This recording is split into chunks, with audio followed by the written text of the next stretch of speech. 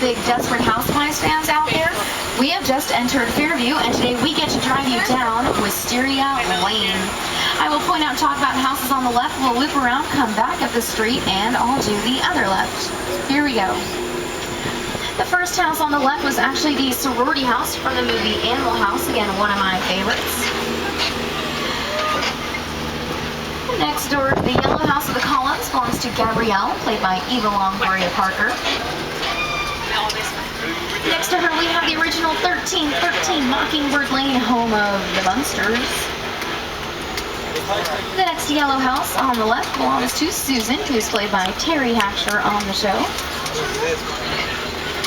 Her neighbor in the greenhouse is Lynette, played by Felicity Huffman, one of my favorite actresses.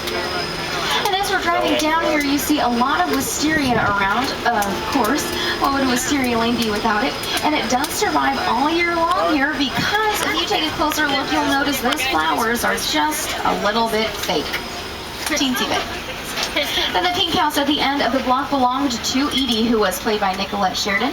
It's the only fully practical set on this street. So other than that pink house, the rest of these houses are either facades or semi-practical sets. So we do the exterior filming of Wisteria Lane here, but then we have all the interiors for our housewives' houses inside our sound stages on the front lot that we drove you past earlier.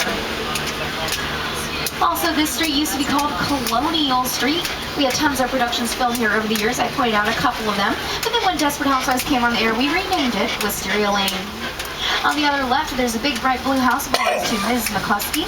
Next to her in the brown house is Catherine Mayfair, played by Dana Delaney. Next to her is the perfect house with a perfect yard for the absolutely perfect housewife, Bree, who's played by Marcia Cross. And next to her, the Leave It to Beaver home.